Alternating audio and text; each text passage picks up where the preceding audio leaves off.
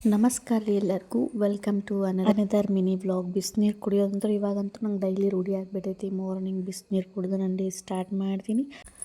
ನನ್ನ ಬಂಗಾರಗಳು ಎರಡು ಹೆಂಗೆ ಮಲ್ಕೊಂಡಾವ ನೋಡ್ರಿ. ಮಸ್ತ್ ನಿದ್ದೆ ಮಾಡತ್ತಿದ್ರೆ ನಮ್ಮ ಮನೆಯವ್ರಿಗೆ ಚಹಾ ಕೊಟ್ಟು ಅವ್ರಿಗೆ ಟಿಫಿನ್ ರೆಡಿ ಮಾಡಿ ಕೊಟ್ಟು ಕಳಿಸಿದೆ. ಗುರುವಾರ ಅಂಥೇಳಿ ಲಿಂಬೆಹಣ್ಣನ್ನ ಚೇಂಜ್ ಮಾಡ್ತೀವಿ ನಾವು. ಗುರುವಾರಕ್ಕೊಮ್ಮೆ ಲಿಂಬೆಹಣ್ಣು ಚೇಂಜ್ ಮಾಡ್ಬೇಕು. ಮನೆಯೊಳಗೆ ನೆಗೆಟಿವ್ ಎನರ್ಜಿ ಇರೋದಿಲ್ಲ. ವಾರಕ್ಕೊಂದು ಸತಿ ಇದನ್ನು ಲಿಂಬೆಹಣ್ಣು ಚೇಂಜ್ ಮಾಡಿ ಬೇರೆ ಲಿಂಬೆಹಣ್ಣು ಇಡ್ತೀವಿ. ಇವರಿಬ್ಬರು ನೋಡ್ರಿ ಆಟ ಆಡ್ಕೊಂತ ಮಲ್ಕೊಂಡಾರ ಇಲ್ಲಿ.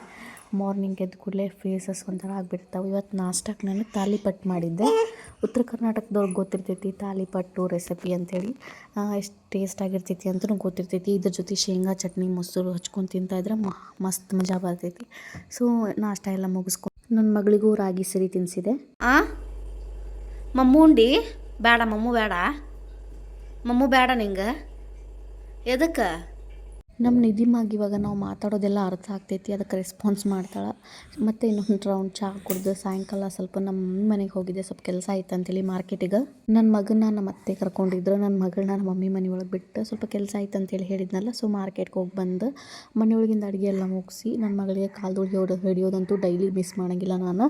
ಅಂದ್ರೆ ಸ್ವಲ್ಪ ಊಟ ಮಾಡ್ತಾಳಕ್ಕಿ, ಇಲ್ಲ ಅಂದ್ರೆ ಊಟ ಮಾಡಿಸುವಾಗ ಕೆಳಗೆ ಬಿದ್ದಿರ್ತೈತಿ. ಅದನ್ನ ತೊಳ್ಕೊಂಡು ಅಡ್ಡಾಡ್ತೀವಿ. ಅದನ್ನ ನೋಡಿ ಮಕ್ಕಳಿಗೆ ವೈಕ್ ಅನ್ಸುತ್ತೆ. ಸೊ ಅದಕ್ಕೆ ನಾವು ಕಾಲು ತೊಳೆದ್ರೆ ಊಟ ಮಾಡ್ತಾರೆ. ಇವತ್ತಿನ ನೈಟ್ ಊಟ ರೊಟ್ಟಿ, ಹೆಸರು ಕಾಳು ಪಲ್ಯ ಈ ಥರ ಊಟ ಮಾಡಿ. ವಿಡಿಯೋ ಇಷ್ಟ ಆಗಿದೆ ಒಂದು ಲೈಕ್ ಮಾಡಿ, ಪೇಜ್ ಫಾಲೋ ಮಾಡಿ. Thank you.